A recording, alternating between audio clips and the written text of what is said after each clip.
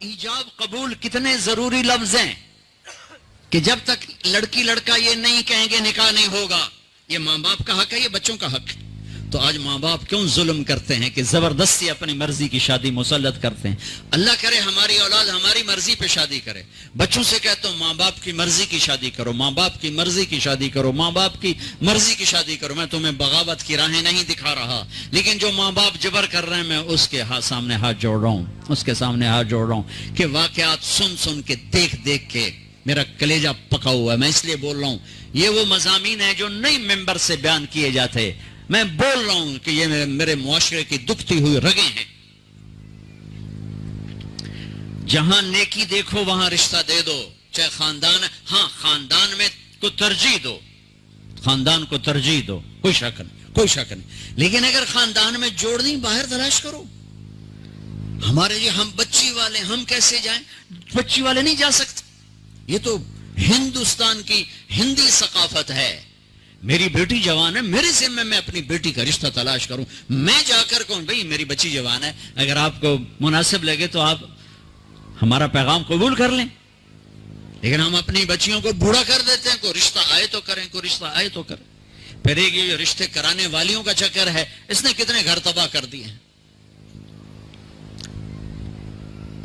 تو ماں باپ سے کہتا ہوں رائے لو, اولاد سے کہتا ہوں ماں باپ کے خلاف نہ جاؤ, نہ جاؤ, نہ جاؤ, نہ جاؤ.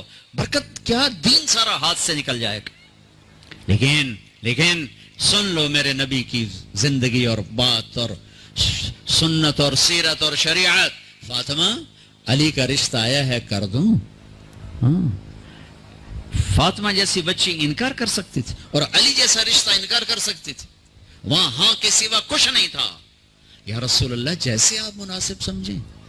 یہ انشاءاللہ اس لیے کہا تھا کہ پہلے فاطمہ سے پوچھوں, پھر آپ اسی قدموں پر واپس آئے. علی جی مجمع اکٹھا کرو. مجمع اکٹھا ہو گیا. آپ ممبر پر کھڑے ہوئے, علی کو سامنے بٹھایا, کہا لوگو جبریل اللہ کا پیغام لائیں کہ میں اپنی بیٹی فاطمہ علی کے نکاح میں دے دوں. اور علی خطبہ پڑھنے کے بعد میں نے 400 درہم پر اپنی بچی کو تیرے فاطمہ بنت محمد کو تیرے نکاح میں دیا, تو نے قبول کیا؟ ویسے سامنے بیٹھے تھے, کہا جی قبول کیا, اور سجدے میں سر رکھ دیا. پھر جب رخصتی ہوئی تو آپ نے بلایا. ایک اور بات چلی, بچی کو خود گھر چھوڑ کے آؤ سسرا. یہ کیسے احمق لوگ, یہ کہاں کی باتیں کرتے ہیں؟ فطرت کے خلاف. دین تو دین ہے, فطرت کے خلاف کہ بچی کو خامند کو سسرال کے گھر چھوڑ کے آؤ. اس کے حقدار تو میرے نبی کی بیٹیاں تھیں. آپ نے علی کو بلایا, کہا اپنی امانت لے کے جاؤ.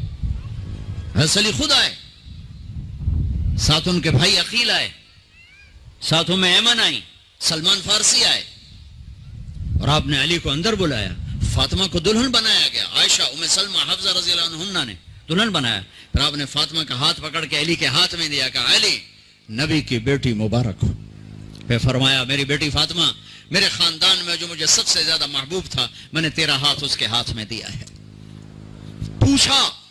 پوچھو اللہ کے واسطے پوچھو. یہ رشتہ بڑا اہم ہے. من آیات ہی, یہ میری نشانیوں میں سے میں نے خامد اور بیوی کا رشتہ بنایا. اللہ اس کو اپنی نشانیاں بتا رہا ہے. اس پر سینکڑوں آیات ہیں کہ یہ رشتہ باقی رہے, ٹوٹے نہیں, ٹوٹے نہیں, ٹوٹے نہیں. آج کا سسرالی ظلم, ساس سسر کا ظلم کتنے گھر برباد کر چکا ہے. کہیں بچیوں کی نادانی اور نافرمانی اور بد زبانی شریف ترین نوجوانوں کو ذلیل کر چکی. میں سب کو بیلنس کر کے بتا رہا ہوں. اپنے خامند کا حق پہچانو, اپنی بیوی کا حق پہچانو. میرے نبی نے فرمایا بہترین مسلمان جو بیوی سے اچھا سلوک کرے. میرے نبی نے فرمایا میری شریعت میں سجدہ ہوتا تو بیوی سے کہتا خامند کو سجدہ کر.